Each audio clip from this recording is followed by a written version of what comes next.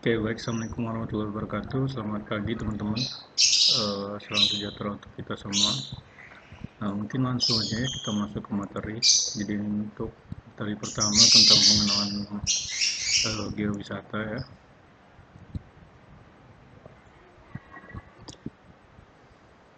Oke, baik. Ini untuk definisi dari geowisata ya. Jadi mungkin teman-teman sudah sangat familiar ya dengan kata geowisata ya. Karena memang di semester 1 dan semester 2 kita dari Teknik Kebumian sudah pernah melakukan wisata geologi ya, tepatnya di Geopark Mangin di Desa Air Batu dan Desa Bedengrejo. Nah itu.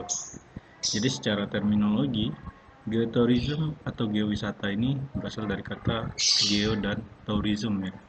Dimana geo ini artinya bumi dan tourism ini artinya wisata. Jadi geowisata ini adalah atau geotourism ini adalah wisata geologi atau wisata yang ada hubungannya dengan kebumian. Nah, itu adalah definisi geowisata secara terminologi ya. Namun secara literasi, geowisata merupakan suatu jenis pariwisata berkelanjutan ya, atau sustainable yang bersifat konservasi. Konservasi di sini maksudnya itu adalah dia bersifat melestarikan ya, atau melakukan perlindungan berkaitan dengan jenis-jenis sumber daya alam suatu wilayah dalam rangka mengembangkan wawasan dan pemahaman proses fenomena yang terjadi di alam. Nah, jenis-jenis sumber daya alam itu terdiri dari bentuk, bentang alam atau geomorfologinya, batuan ataupun fosil. Jadi memang biasanya untuk dikatakan geopark itu dia harus ada fosil ya biasanya, salah satu unsur pentingnya, lalu struktur geologi dan juga sejarah kebumian. Nah, ini masih definisi geowisata ya. Jadi ada beberapa hal yang perlu diperhatikan dalam pengembangan geowisata. Nah, di sini antara lain yang pertama itu adalah geologically based ya, atau objek geowisata ini atau geopark ini harus dia berbasis geologi ya. Jadi kalau dia nggak berbasis geologi atau nggak memiliki unsur-unsur geologi, yaitu cuman menjadi wisata biasa, bukan menjadi geowisata. Oke. Jadi area objek geowisata ini merupakan bentukan hasil dari proses geologi. Nah, proses geologi ini bisa berupa proses eksogen ataupun endogen ya. Lalu unsur yang menjadi daya tarik wisata berupa jenis batuan, kandungan mineral, kondisi tanah, dan hal lain yang berkaitan dengan geologi. Oke. Mungkin hal lainnya itu mungkin bisa berupa umur batuannya ya, bisa juga fosilnya, terus dan lain-lain lah ya. Nah, ini gambar di sampingnya adalah contoh eh, singkapan dari eh, Araucariaxylon ya, atau fosil kayu ya, yang terendapkan di formasi Mengkarang. Nah, ini adalah ikon dari si Geopark Nangin ya. Formasi Mengkarang ini berumur Permian ya. Permian itu sekitar 250 sampai 290 juta tahun yang lalu kalau nggak salah. Nah, ini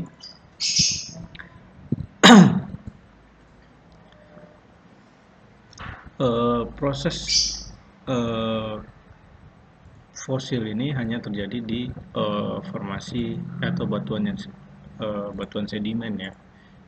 Jadi fosil ini nggak akan terbentuk di batuan beku. Nah, di batuan beku temperaturnya sangat tinggi. Kalau ada uh, organik di situ, dia bakalan hilang, terbakar ya. Gitu. Makanya untuk membentuk fosil itu dia ada dua syarat sebenarnya. Yang pertama itu dia terendapkan di batuan sedimen ya, terkubur. Lalu yang kedua dia memiliki bagian yang keras. Nah, itu. Baik, ini masih di hal penting di pengembangan geowisata ya. Jadi yang kedua sustainable atau berkelanjutan ya. Geowisata ini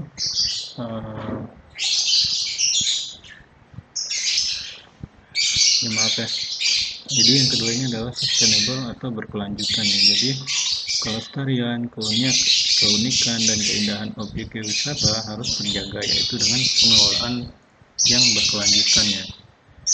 Jadi sebenarnya berkelanjutan atau sustainable di sini maksudnya adalah objek geopark ini harus di-manage atau dikelola dengan sangat baik ya, sehingga objek ini akan bertahan sampai ratusan ataupun sampai jutaan tahun selanjutnya ya.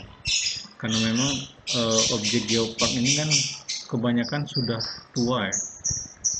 Contohnya di gambar samping kita ini ya. Nah ini adalah singkapan dari Araucaria epsilon ya, yang ada di formasi Mengkarang berumur Perum. Jadi dia sudah tersingkap di situ selama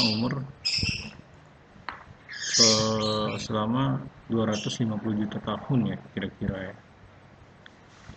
Nah, sangat sayang kan apabila saat sudah ada kehidupan manusia malah objek atau geosat atau ya, objek geologi ini malah rusak dikarenakan adanya aktivitas manusia, baik itu berupa penambangan ataupun coret menoret ataupun yang lain lah yang dikarenakan oleh terang-terangan usil lah ya.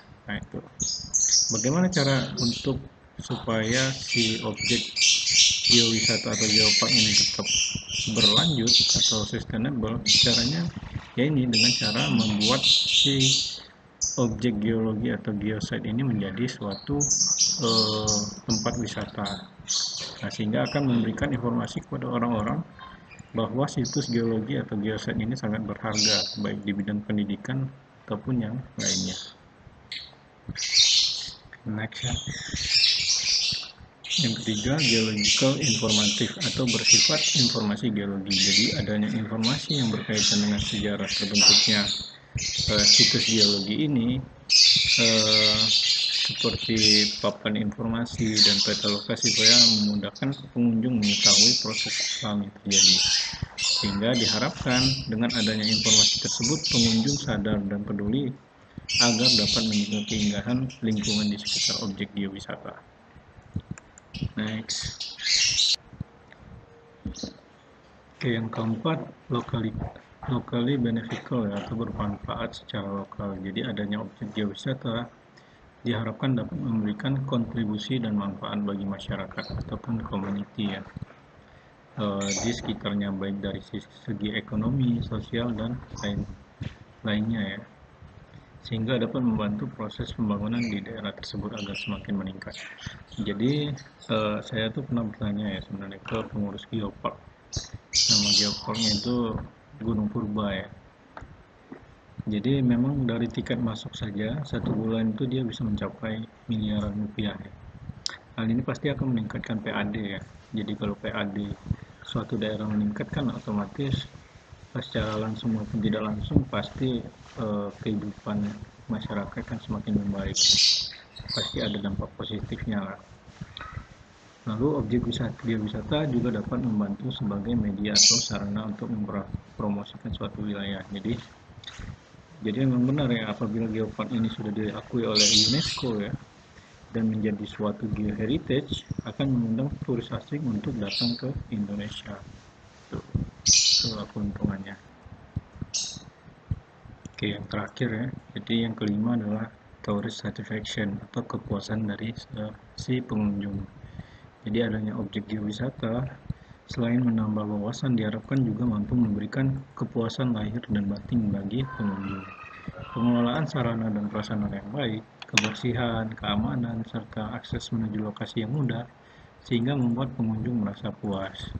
Jadi jangan cuma aspek geologinya saja yang menonjol ya, tapi aspek wisata juga harus diperhatikan agar wisatawan yang bukan latar belakang kebumian pun juga bisa ikut menikmati si geowisata ini atau geopark ini.